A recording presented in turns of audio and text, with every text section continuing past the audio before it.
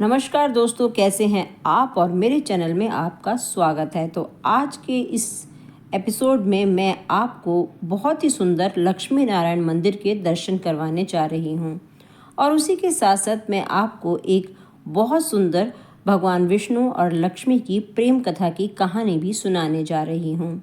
तो आप मेरे साथ मंदिर के दर्शन भी कीजिए और कथा भी सुनिए। तो कथा है भगवान विष्णु और लक्ष्मी जी के विवाह की। भगवान विष्णु और देवी लक्ष्मी की प्रेम कहानी भगवान विष्णु और लक्ष्मी की अचानक मुलाकात से नहीं बल्कि भगवान इंद्र से शुरू हुई थी। आप सभी जानते हैं कि इंद्र एक असाधारण रूप से शक्तिशाली देवता थे। वे स्वर्ग के स्वामी और देवताओं के नेता थे। किसी भी मामले में यह उसके दिमाग में घर कर गया कि जिसने उसे दूसरों के प्रति अहंकारी और असभ्य बना दिया है, उसके पास एक अद्भुत हाथी था, ऐरावत। जब भी इंद्र स्वर्ग से बाहर जाना चाहते थे तो वो ऐरावत की यात्रा करते थे। अपने भव्य हाथी पर सवार होकर स्वर्ग से दूर एक यात्रा पर इंद्र की मुलाकात ऋषि दुर्वासा से हुई। ऋषि दुर्वासा एक शक्तिशाली और बहुत ही सम्मानित ऋषि थे। चूंकि वे अधिकांश समय ध्यान में डूबे रहते थे, इसलिए उनमें बहुत बड़ी यौगिक शक्तियां थीं। हालांकि उनमें एक कमी थी। ऋषि दुर्वासा बहुत ही गुस्सैल स्वभाव के थे और अक्सर लोगों को भला बुरा कहते थे। ऋषि दुर्वासा ने ग्रह के सुदूर कोनों में जाकर एक सुगंधित पुष्पमाला खोजी। पुष्पमाला के फूल कभी मुरझाते नहीं थे और हमेशा नए बने रहते थे। उन्हें लगा कि सभी देवताओं के नेता निश्चित रूप से इस तरह की दुर्लभ चीज के हकदार हैं।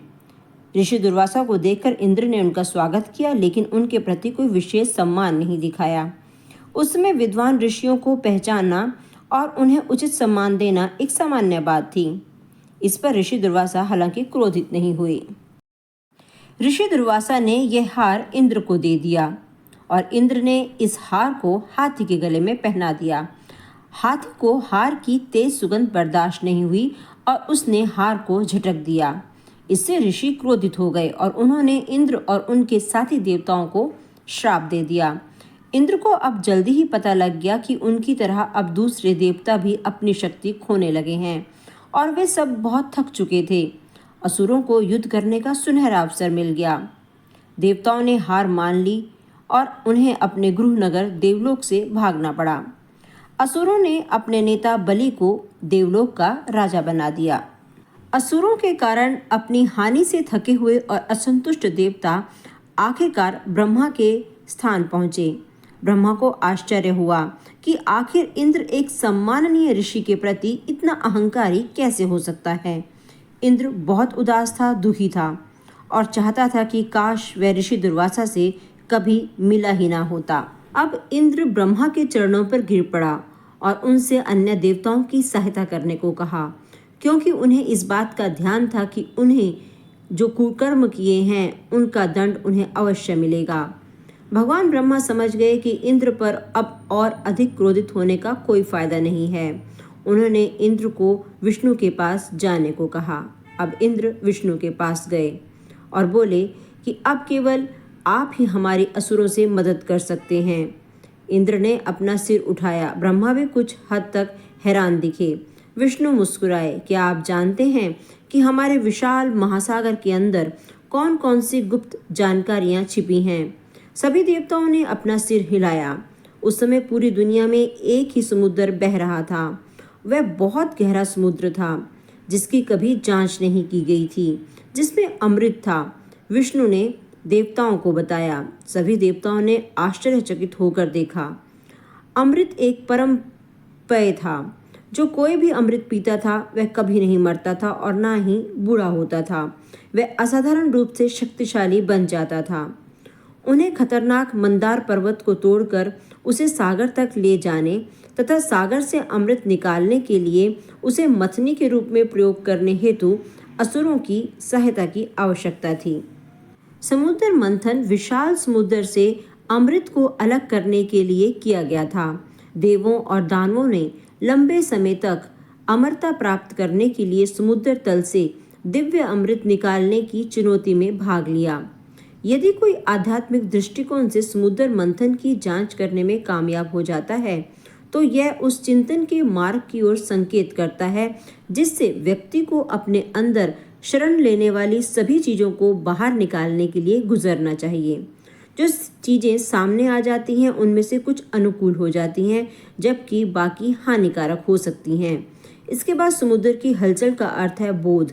अगर हम किसी तरह समझ पाते हैं कि विष्णु द्वारा बताए गए देवताओं और असुरों के बीच सहयोग की यह व्यवस्था क्या दर्शाती है तो यह हमारे अंदर अच्छाई के मूल्यों को निर्धारित करने के लिए बुराई की उपस्थिति पर ध्यान केंद्रित करता है। दानव भी देवताओं की तरह ही महत्वपूर्ण थे।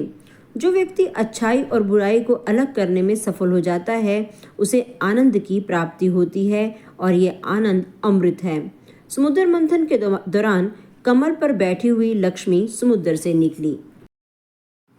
उस समय योग्य आयु की महिला के लिए अपना जीवन साथी खुद चुनना एक आम बात थी। इसे स्वयंवर कहा जाता था। सभी देव, असुर और भगवान उम्मीद कर रहे थे कि सुंदर देवी उन्हें चुनेगी।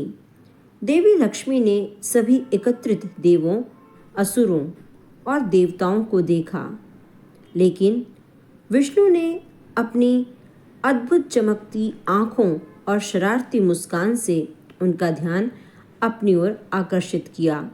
भगवान विष्णु और लक्ष्मी की आंखें एक दूसरे पर टिकी थी।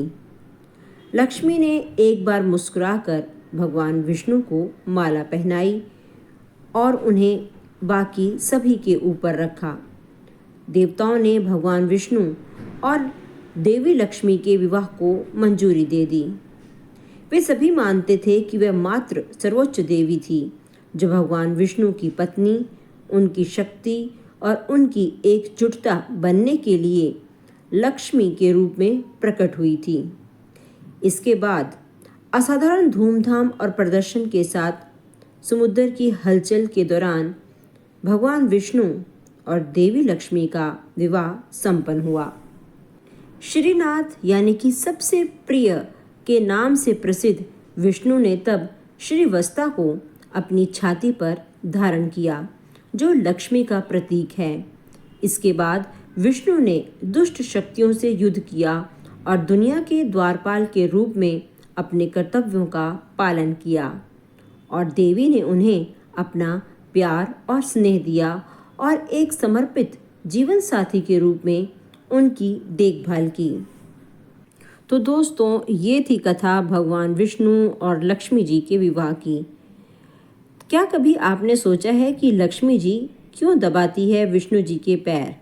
तो इसके बारे में भी एक बहुत ही पौराणिक कथा है। कथा के अनुसार एक बार नारद जी ने माँ लक्ष्मी से पूछा कि आप श्री हरि के पैर क्यों दबाती रहती हैं? तब माँ लक्ष्मी ने कहा कि मनुष्य हो या फिर देवता, ग्रहों का जो प्रभाव है वो सभी पर समान रूप से पड़ता है और स्त्रियों के हाथ में देवगुरु निवास करते हैं जबकि पुरुषों के पैरों में दैत्य गुरु शुक्राचार्य का वास होता है। इसलिए जब भी एक स्त्री पुरुष के चरण स्पर्श करती है तो देव और दानव दोनों का मिलन होता है और इससे धन लाभ होता है। तो यही कारण है कि मैं हमेशा, यानी कि माँ लक्ष्मी बोलती है कि यही कारण है कि मैं महालक्ष्मी हमेशा श्री हरि के चरण दबाती हूँ। तो दोस्तों, कैसी लगी आपको ये छोटी सी जानकारी? और मंदिर के दर्शन तो आप कर ही रहे होंगे। ये मंदिर जन्माष्टमी के बाद, यानी कि जन्माष्टमी के दिन से ही बहुत सजाया जाता है। हालांकि ये मंदिर तो बहुत ही सुंदर है, हमेशा ही बहुत ही सुंदर ये सजा हुआ रहता है। ये आप देख रहे हैं, यहाँ श्री कृष्ण का झूला डाला हुआ था और यहाँ पर बहुत ही धूमधाम से श्री कृष्ण जन्माष्टमी मनाई गई थी इस मंदिर में। तो और उसके बाद पंडित जी ने यहाँ पर पूजा वगैरह भी बहुत अच्छे से की थी। तो ये एक गुजराती मंदिर है जो कि गुजराती लोगों ने बनवाया हुआ है। और ये जो समर्पित है राधा कृष्ण को, लक्ष्मी नारायण भगवान को और उसके साथ साथ गणपति जी को ये मंदिर समर्पित है और बहुत ही सुंदर मंदिर बनाया गया है। तो जैसे कि आप देख रहे हैं और बहुत ही अच्छे से ये जन्माष्टमी के अवसर पर तो बहुत ही सुंदर तरीके से ये सजाया गया था। मार्बल से ये पूरा मंदिर बना हुआ है और चारों तरफ बहुत ही सुंदर नक्काशी की गई है। जैसे कि आप देख रहे हैं यहाँ पर सामने लक्ष्मी नारायण विष्णु जी की मूर्ति है और साथ में ही गणपति जी की है, श्री राधा कृष्ण की है। नीचे दो और मंदिर हैं जहाँ पर भोलेनाथ जी का एक छोटा सा मंदिर है और इस तरफ जैसे आप देख रहे हैं यह हनुमान जी का और साईं बाबा का मंदिर है। तो बहुत ही बड़ा और सुंदर ये मंदिर है। तो दोस्तों ये मैं आपको ये मंदिर दिखाना चाहती थी, तो मैंने सोचा कि मंदिर तो मैं आपको दिखा ही देती हूँ, क्यों ना मैं साथ में आपको श्री लक्ष्मी नारायण और लक्ष्मी जी के विवाह की भी कथा सुना देती हूँ। तो दोस्तों आपको मेरा ये छोटा सा वीडियो कैसा लगा? अगर अच्छा लगा है तो लाइक और शेयर ज़रूर कीजिएगा। इस कथा को सुनाने में मुझसे कोई गलती हो गई हो तो बता सकते हैं, मुझे क्षमा भी कर सकते हैं। तो मेरे वीडियो को लाइक और सब्सक्राइब ज़रूर कीजिए। मैं आपको आने वाले दिनों में और भी मंदिर दिखाऊंगी, तो चैनल को सब्सक्राइब करेंगे तभी आपको मेरे चैनल से जुड़ी हुई हर एक छोटी जानकारी प्राप्त होगी। धन्यवाद मेरे इस वीडियो को अंत तक देखने के लिए।